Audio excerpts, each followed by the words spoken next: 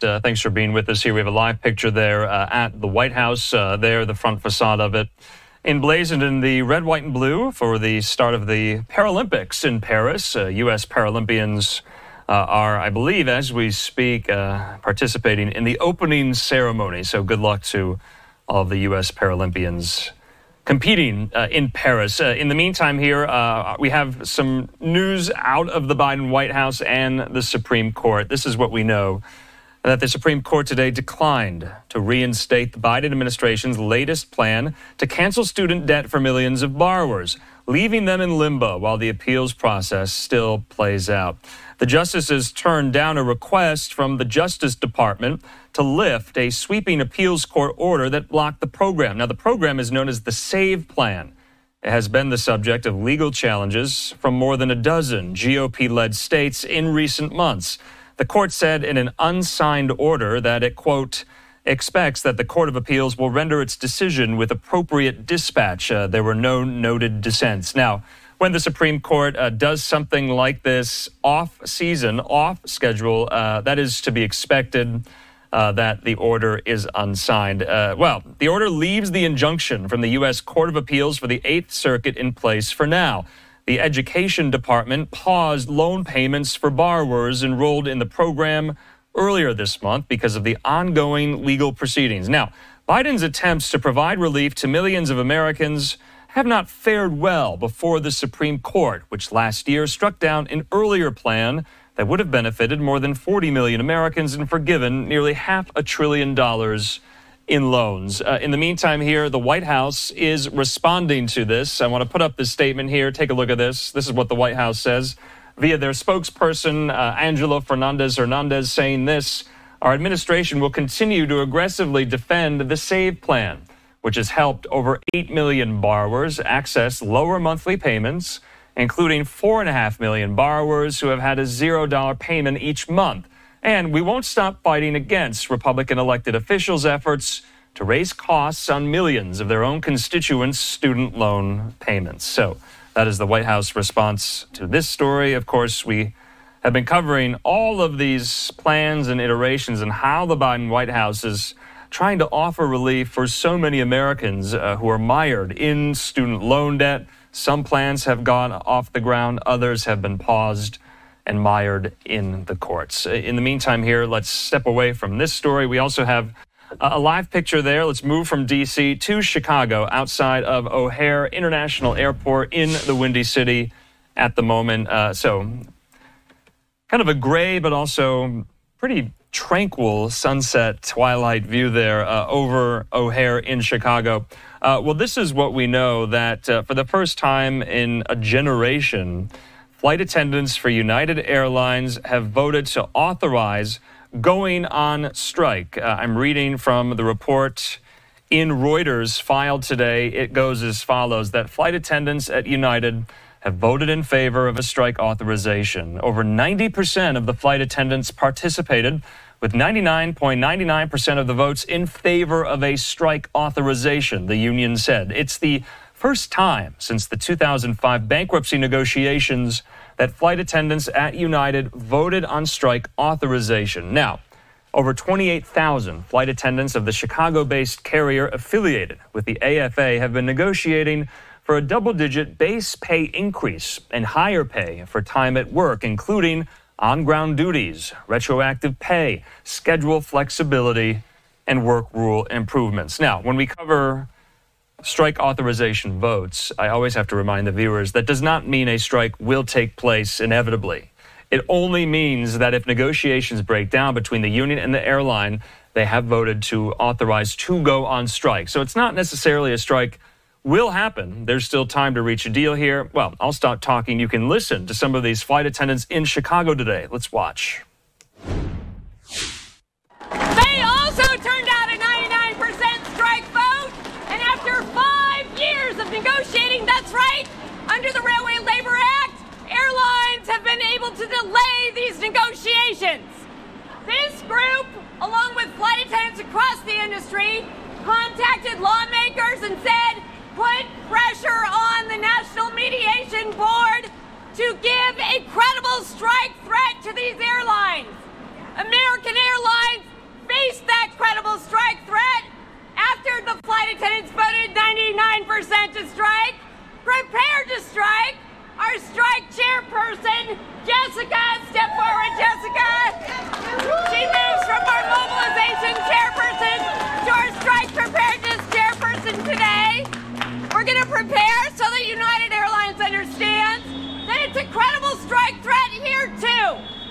And that means they're going to get off their bullshit proposals and get serious at the table about what flight attendants need and what people expect.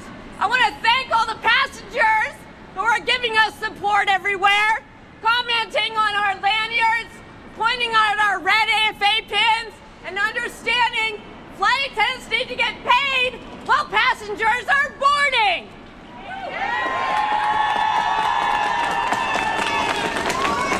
Flight attendants need to get paid to keep up with the rising cost of living. Flight attendants need to be able to have a secure retirement so that our most junior flight attendants have a future in movement too.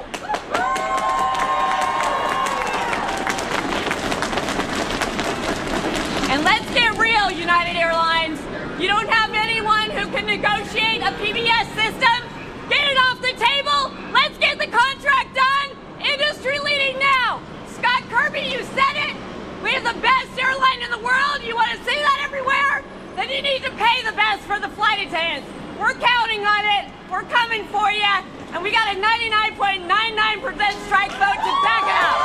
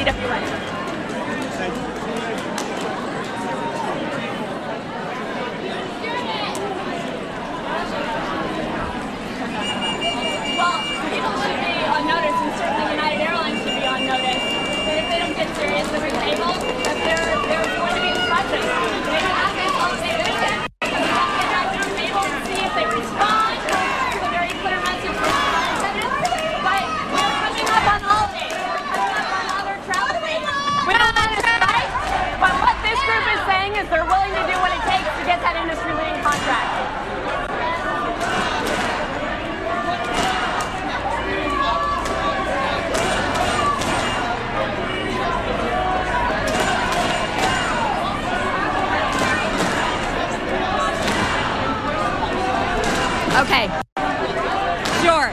Under the Railway Labor Act, the first part of the process is direct negotiations. The second part is asking for federal mediation. That's where we are now. We're in that mediation. We have been negotiating in mediation for 8 months. We are narrowing our proposals to get this to the issues that flight attendants were voting on to strike over, and the company needs to do the same. They said a year ago that they wanted to expedite negotiations and then failed to agree to a process that would have gotten us to a contract months ago. So they have been delaying these negotiations, and this is going to put a priority on this. The next step in mediation is for the mediator to determine whether or not those negotiations are moving forward. If those negotiations come to an impasse in their determination, then they would release the parties into a 30-day cooling off period, which would then set a strike deadline. That is what happened. That threat was very real and ready to be done at American Airlines, and that is what led those contract negotiations to a deal rather than to a strike deadline.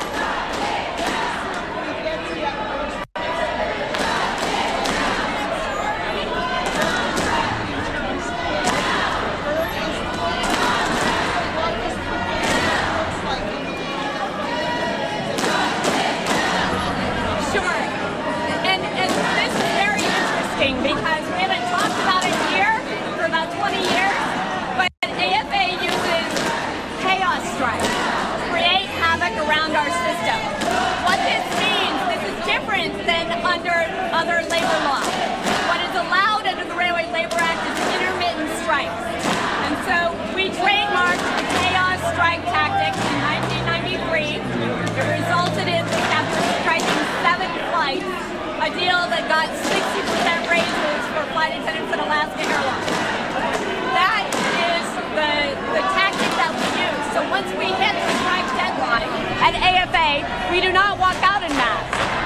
We say that we can call a strike anywhere, anytime. It could be a single strike in an outside city. It could be shutting down all of O'Hare. In 2005, when we were fighting for our pensions, we ran a drill at O'Hare to determine how quickly we could shut down O'Hare. We estimated that would take 15 minutes. We did it in 12 minutes and 31 seconds on a drill. Now, so these are the tactics that we can use, and this is also why we believe that we would be able to move forward with this strike tactic, because it is not an entire shutdown of the system. It is targeted for the company to feel pain, much like you saw the UAW do with shutting down certain warehouses. And we took our inspiration from the sit-down strikes in creating chaos, and they also took creative tactics from us in chaos to use in their stand-up strike. We're all working together. I just came from speaking at the UAW Women's Conference, and working people are supporting each other more than ever. This morning there's a Gallup poll out saying that 70% of Americans support labor unions.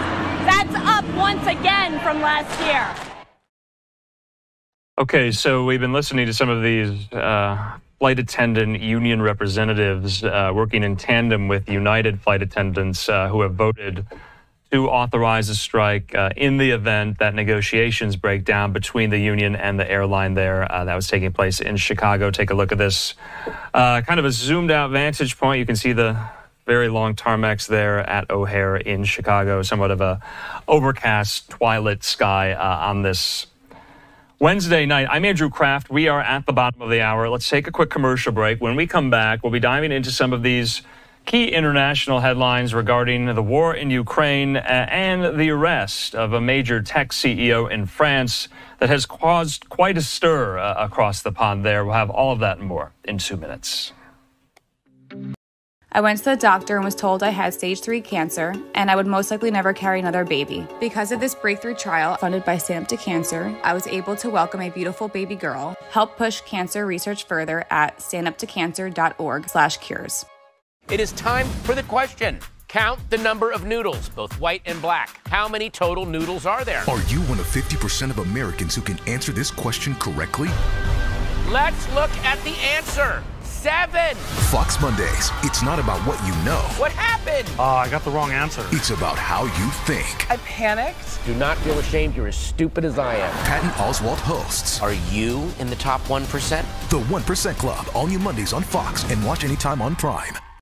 Tuesdays this summer, music and mayhem rule. You know, it is season 7.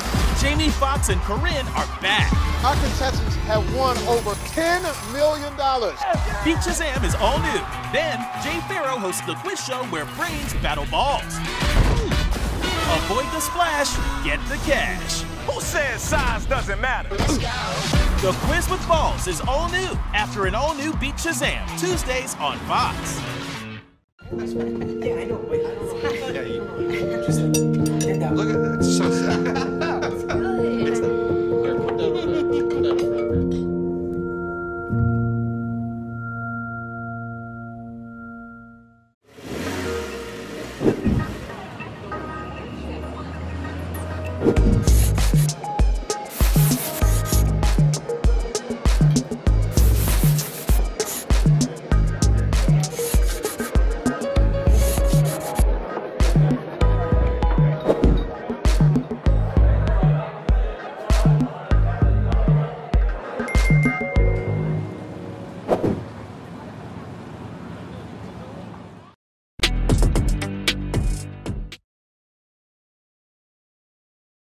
And welcome back here to Live Now from Fox. I'm Andrew Kraft. Let's move into some of these key international headlines, including on the war in Ukraine. The war there in Ukraine was the subject of the UN Security Council meeting today. We'll get into that in just a moment. You'll hear from the Ukrainian ambassador to the United Nations. In the meantime, though, we do want to hear from Fox News correspondent Benjamin Hall on an update on how the war is going.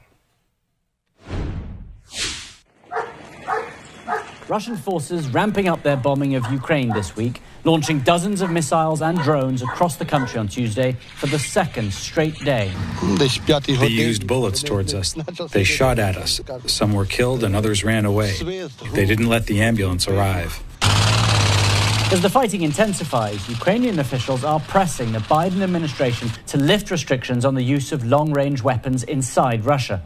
President Volodymyr Zelensky says his troops have seen success during their ground offensive in Russia's Kursk region, but warns the country's future plans depend on U.S. assistance. It's a plan he intends to present to President Biden next month. The success of this plan depends on him. Will we be given what's in this plan or not? Will we be free to use what will be in that plan or not? Pentagon officials say Russia has moved important military targets further from the border, and lifting restrictions will not change the course of the war. There are also concerns that a Ukrainian strike with an American-made long-range weapon could be taken by Russia as an attack by the West itself. The Ukrainians can use U.S. security assistance to defend themselves from cross-border attacks, in other words, counterfire. But as it relates to long-range strike, deep strikes into Russia, our policy has not changed.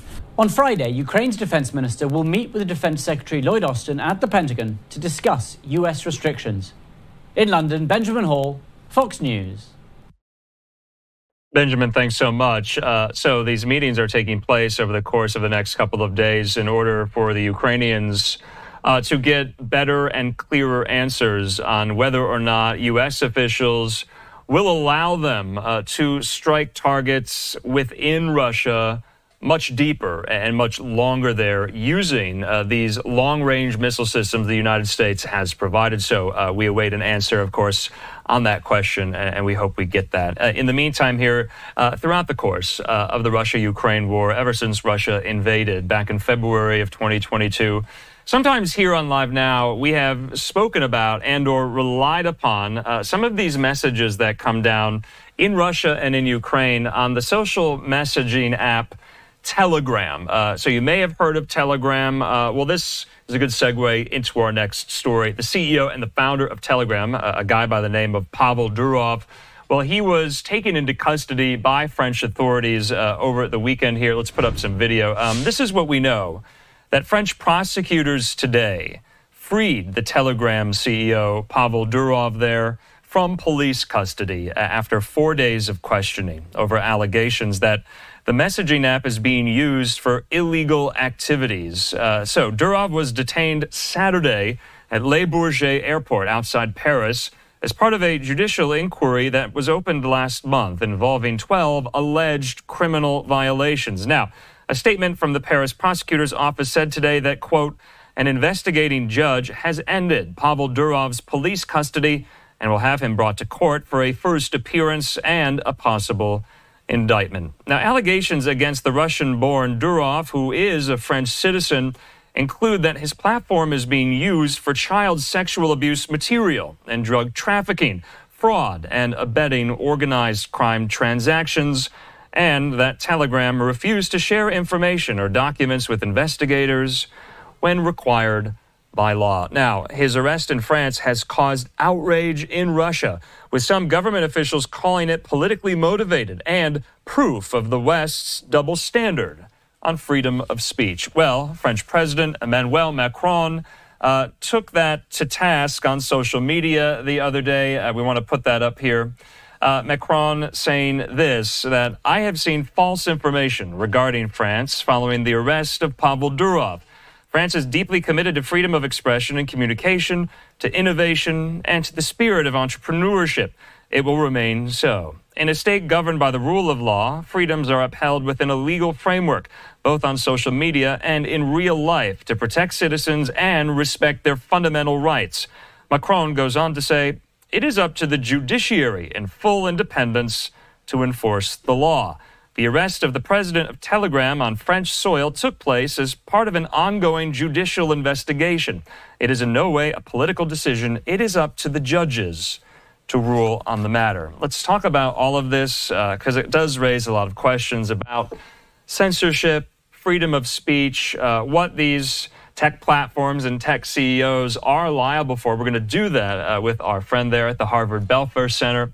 And that, of course, is Doug Kaladas. He joins me. And, you know, Doug, we wanted to get you on because this is such an interesting story. There are so many posts about it on social media. And, Doug, I guess I got to ask you first, Pavlo Durov isn't in the clear just yet, is he? Yes, he was released from French custody today, but he still has a later court appearance. Oh, absolutely. He's not at all in the clear. He's being indicted. He has to check in twice a week with the French authorities. And the expectation is that this is going to go to trial at some point if it doesn't settle. These cases take a very long time to resolve. And if he doesn't settle, we'll likely be hearing about this for a long time. But he is very much not out of the woods. So, Doug, there are so many questions that arise from a story like this. This question, though, I have: can a platform owner or co-founder or CEO like Durov be held responsible for what users post or what users allow? We've seen this question play out before. It seems like this is the latest iteration of this question here. And in regards to this story, it's about criminal malfeasance, child porn allegations being shared on the platform, and so many of those nefarious activities here. How can they prove Durov, being the founder and CEO of Telegram, is responsible for that? Where is the liability standard here? That's a great question, Andrew. Telegram wants to make this about speech, and it's more sympathetic if the battle can be fought on free speech grounds. The French authorities are going to want to make it more about conduct, and specifically Telegram's own conduct in complying with lawful law enforcement orders for evidence after speeches have been given and material has been communicated. Now, holding a executive liable for the actions of his company does feel like an escalation. We don't see that very often. And my expectation is that the French probably felt like they had no other options to actually get Telegram to pay attention. They probably would have simply gone after the company, levied a fine, done something in a civil action if they thought it would be effective. But they probably thought they had no other choice but then to go after him personally. You know, something this reminds me of, and this is not in the free speech space, but it's in the fintech space.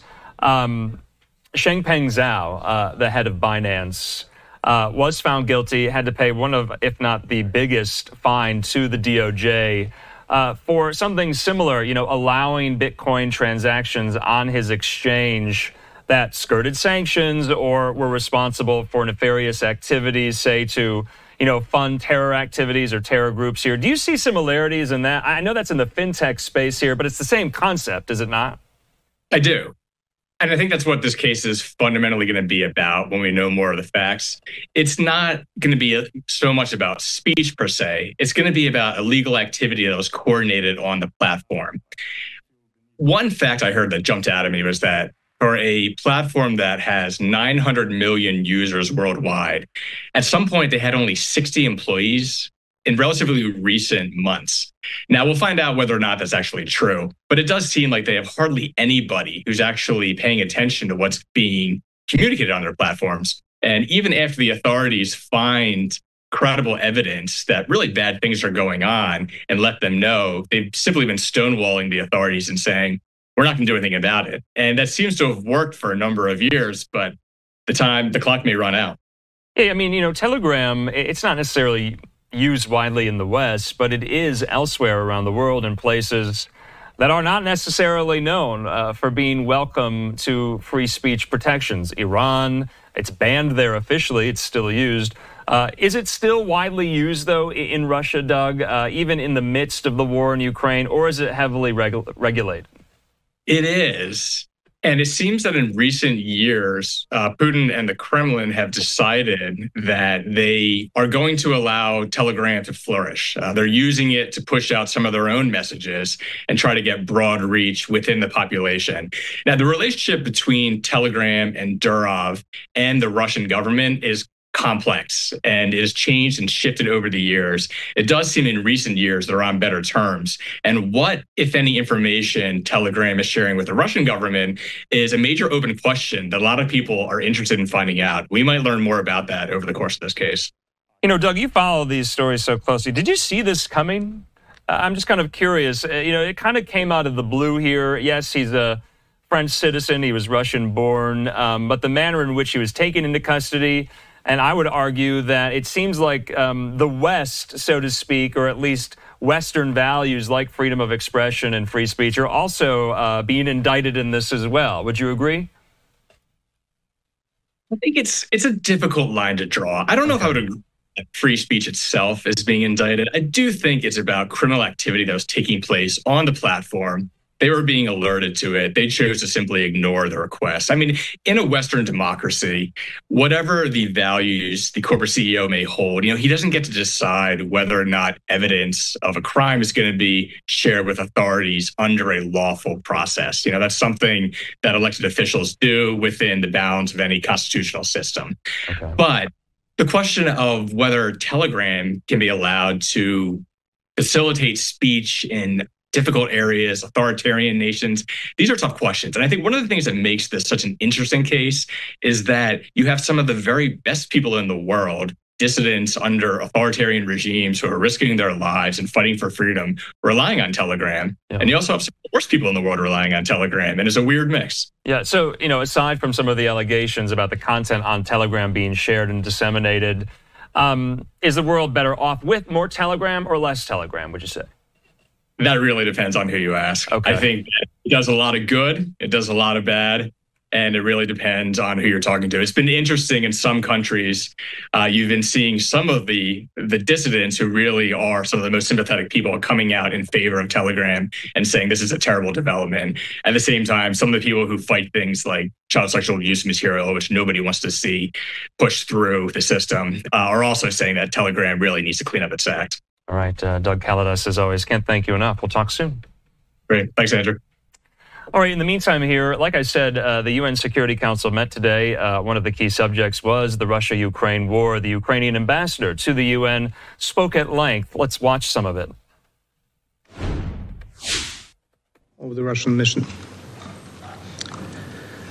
The beginning of the week was again marked by Russia's intense and massive missile and drone strikes against Ukraine. Primarily, our critical energy infrastructure, industrial facilities, and residential buildings.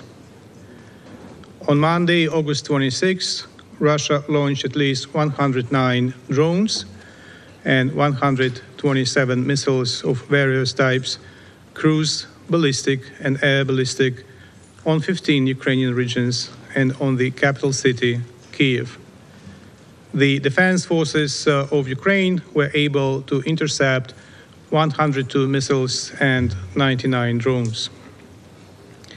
Yesterday, on August 27, Russia launched 81 drones and 10 missiles on 16 regions of Ukraine. 60 drones and 5 missiles were shot down. We reiterate our gratitude to all allies that contribute to enhancing Ukraine's air defense and thus saving the lives of people. At the same time, the missiles and drones that were not intercepted caused severe damage and increased the number of casualties. One of the victims was killed in their apartment in the city of Lutsk following a drone attack. Footage clearly shows that before the strike, the drone sustained no external interference. It was not jammed or intercepted. It first reached an altitude of 100 to 150 meters, locked onto the target, and began on its precise trajectory towards it. Among the Russian targets hit on Monday was the Kyiv hydroelectric power plant and its dam. By attacking this facility, Russians continue to dream of repeating what they managed to do in Kakhovka in June 2023. That is to destroy the dam and to flood the territories downstream along the Dnipro River, in this case the capital of Ukraine and its outskirts, the most densely populated areas of Ukraine. Mr. President, for over 2 years, Ukraine has been withstanding the largest aerial terror in human history. Since the beginning of the full-scale invasion, Russia has launched over 9,600 missiles, nearly 14,000 attack drones, and more than 33,000 guided aerial bombs. Just imagine this number of deadly weapons dropped on our homes, schools, hospitals, power stations.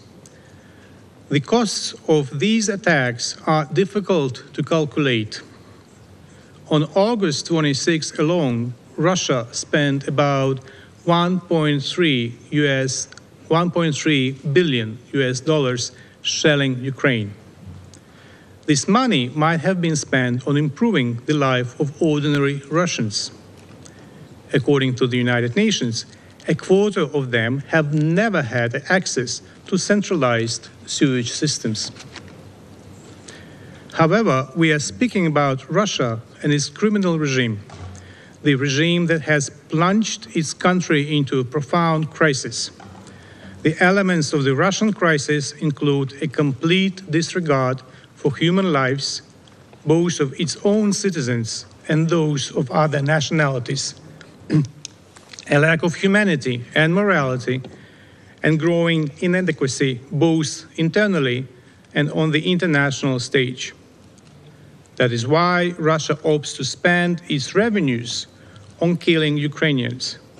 Among the most recent appalling attacks was a strike on a supermarket in the center of Konstantinivka, Donetsk region, on August 9.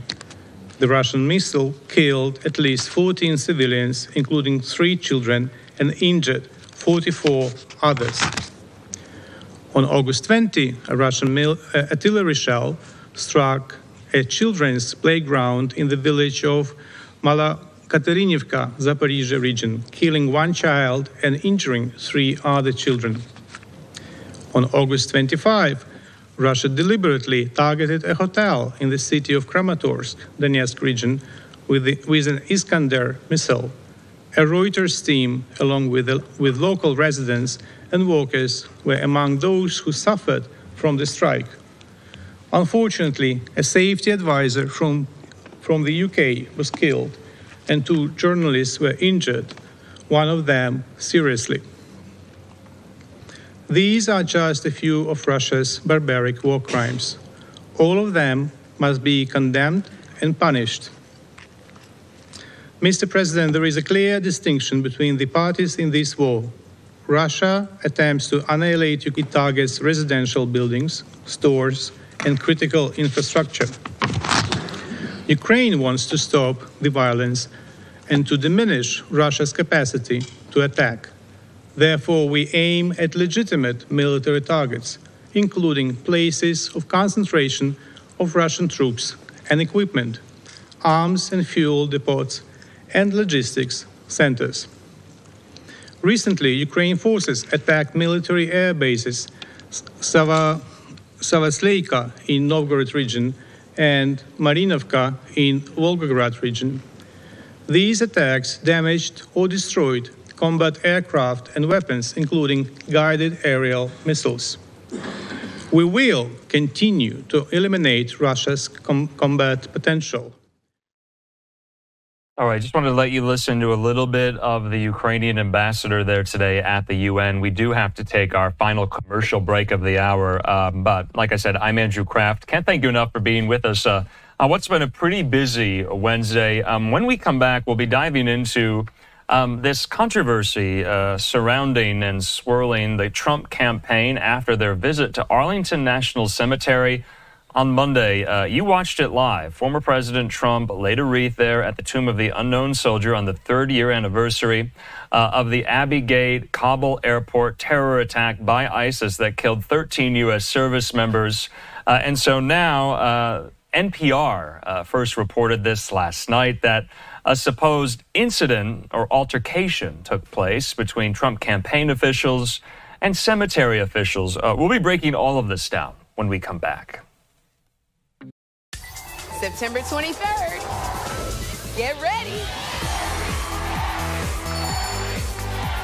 Twirl into a new season of Sherry. Weekday mornings at 10 on Fox 32 Chicago. Preheat your ovens and your brains. This September, Crime Scene Kitchen is back. Look, what is this? The crumbs lead to clues. If this is what was baked in Crime Scene Kitchen, you ain't going home today. Crime Scene Kitchen. Season premiere Thursday, September 26th on Fox.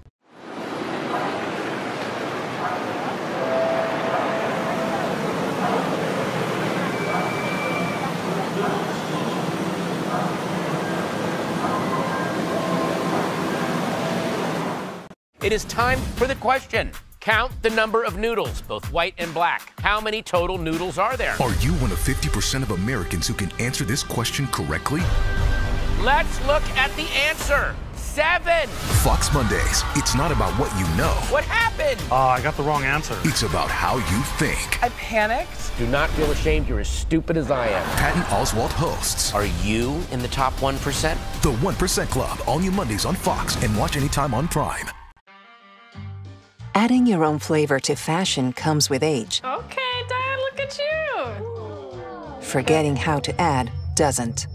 Learn the warning signs of Alzheimer's. Some things come with age, some others don't.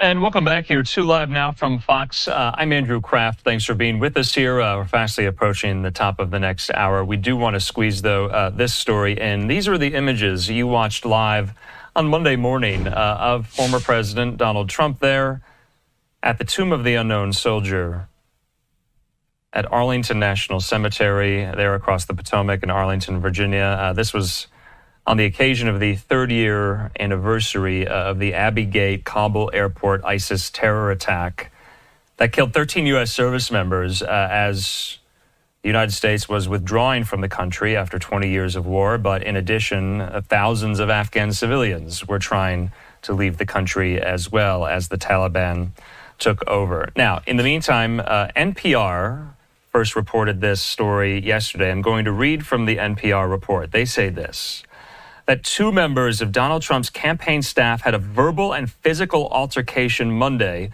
with an official at Arlington National Cemetery, where the former president participated in a wreath-laying ceremony. A source with knowledge of the incident said the cemetery official tried to prevent Trump staffers from filming and photographing in a section where recent U.S. casualties are buried. The source said Arlington officials had made clear that only cemetery staff members would be authorized to take photographs or film in the area known as Section 60. Now, when the cemetery official tried to prevent Trump campaign staff from entering Section 60, campaign staff verbally abused and pushed the official aside. That's according to the source to NPR. Now, here at Live Now, we've gotten a statement in from Arlington National Cemetery. I want to put it up on the screen for you. This is their response. They say this: federal law prohibits political campaign or election-related activities within Army National Military cemeteries to include photographers, content creators, or any other persons attending for purposes or in direct support of a partisan political candidate's campaign. Arlington National Cemetery reinforced and widely shared this law and its prohibitions with all participants. We can confirm there was an incident and a report was filed. To protect the identity of the individual involved, no further information about the incident is being released at this time. Now, we're also learning some new reporting as well from the Associated Press, and I'm reading from the first paragraph of their story on this story today. They say this: that Donald Trump's campaign was warned about not taking photographs before an altercation at Arlington National Cemetery during that wreath-laying ceremony earlier this week to honor service members killed in the Afghanistan war withdrawal. That's according to a defense official who said that to the Associated Press today. Now, I have a lot of questions about this story, and we're going to bring into the conversation our friend, national security analyst, and retired Marine intelligence officer Hal Kempfer, who joins me, who hopefully is going to help us make sense of this story. Hal, good to see you. Thanks for making time. This is a delicate story. We want to do it justice here because it does have a he said, she said quality to it. Let's parse through some of that noise here. I guess my first question to you is this. What are the rules? Maybe rules is not the right wording. This is the law on the books. This is U.S. code. What is the law when it comes to photographing or filming in military cemeteries, especially Section 60? Now, you can go into what Section 60 is. From what I understand, this is where our fallen heroes who died in the war on terror, in Iraq, in Afghanistan, this is where they are laid to rest